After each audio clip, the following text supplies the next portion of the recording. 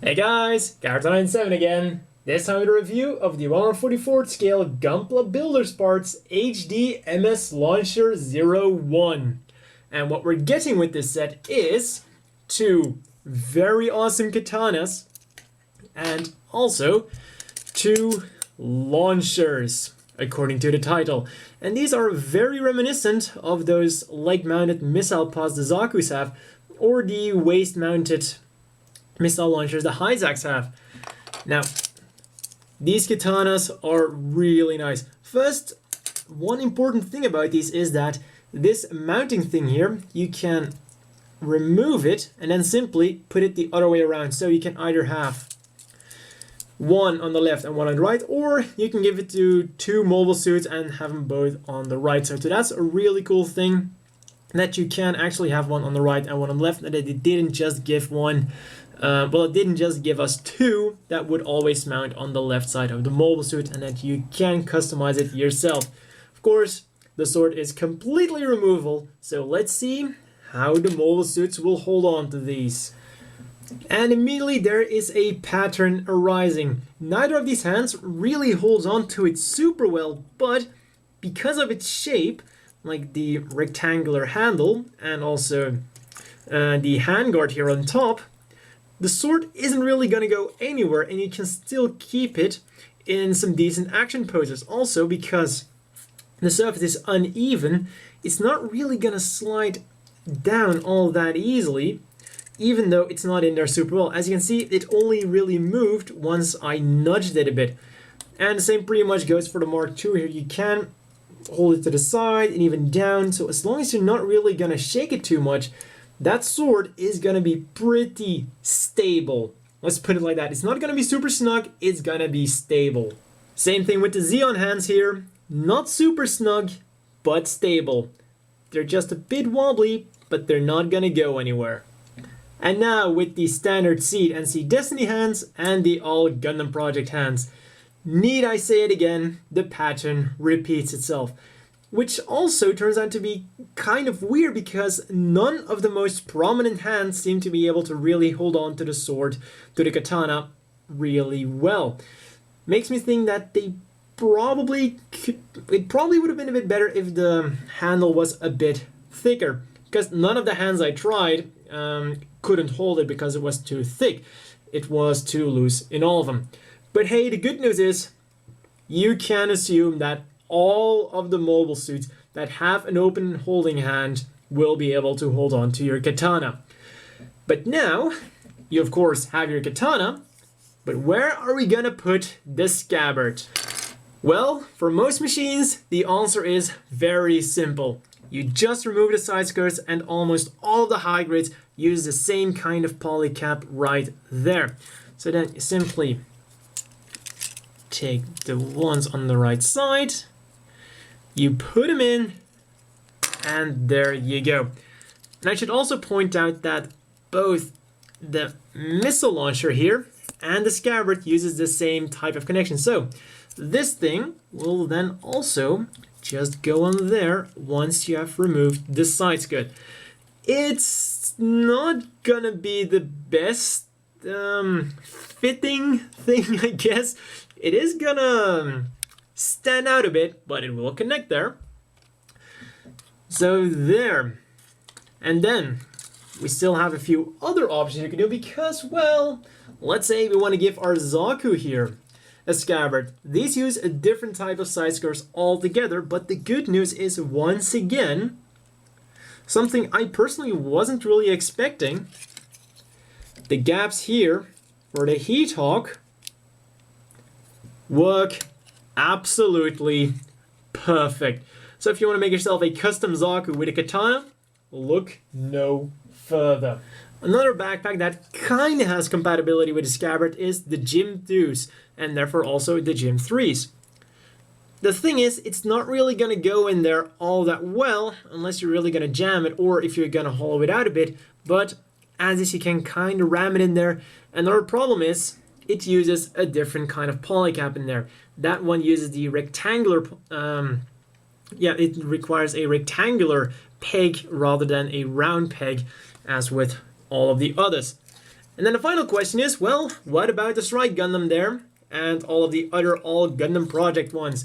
Well, unfortunately, they will also use a different kind of connection for their side skirts. So, as you can see, well, it has the cloth thingy there, which grabs onto this, and unfortunately, this is a peg, and the gap is on the side skirt. So unfortunately, this thing is great for older kids, but for the newer ones, you're gonna have to well, check with each one of them to see that they have that right kind of polycap, you know, the standard one used in almost all of the old ones. Because the newer ones, sometimes you have rectangular ones, a lot of the 00 ones also use different kinds of connections.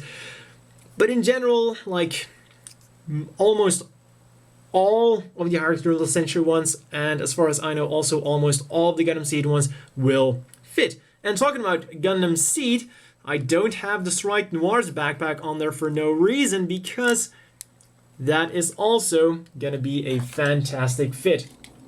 And I really like the way this looks. Kind of reminds me of the Sword Impulse or the Sword Calamity. So you can either have it like this, or if you put them like that and turn them around, you can also have them like this. Just a small difference, but hey, there we go. So that is a fun thing you can do with it. So if you know any other fun compatibility things for these scabbards, definitely leave a comment down below. I'll put up an annotation, and let's just share the fun of this weapon set. Then finally, once again, gonna return to these here, because there is one more place you can put them, and this is just as a scabbard. It's gonna be, sometimes it will work, sometimes it won't. For example, on the Gym Custom here, the manual will tell us that it will go on the arm of the normal Gym, but the Gym Custom here, well, like this is gonna work, but some arms won't take it, while others, such as the Gym here, will take it. So then you can put this on there. And of course that means that you can also put the scabbard on the arm. So that might be an interesting thing to try out if you want to give him a lot of swords. Another one that works, that I can confirm, is our Zaku here. Can put it on the arm, and since, well, don't fall over, come on. Stay, boy, stay. And another fun thing you can do is, well, we have this here, so why not?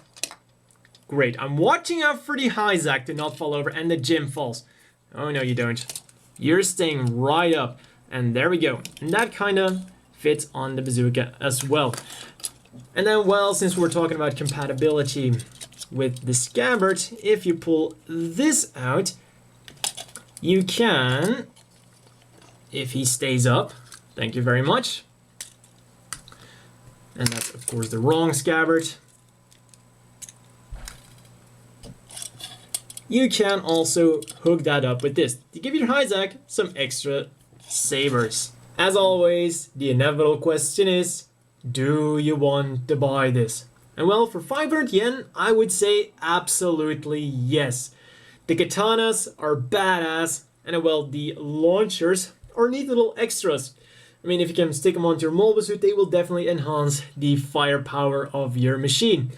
And really, there isn't too much bad I can say about this. I really love what they did with the scabbards, that you can change the peg, so it's either on the left or on the right. It's just that little attention to detail there that really made these katanas stand out. So they are really the main attraction, and then, like I said, the launchers are just a nice little extra.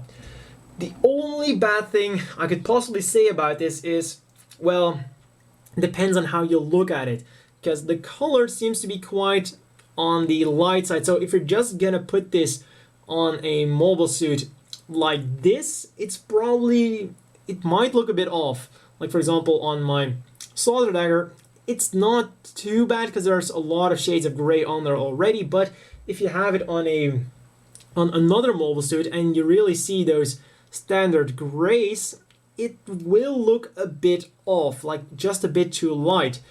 But then again, on the other hand, this is pretty much the color used, well, one of the grays used for primer, so I guess Bandai's trying to cater towards the more traditional model kit builders. But then again, they're probably going to shade it anyways, so why not just make it a more standard gray? But other than that, this is a great set, and honestly, for 500 yen, I was expecting to only get one katana. So personally, I was very pleasantly surprised when I got this set. So that's all for this review, and see you guys next time.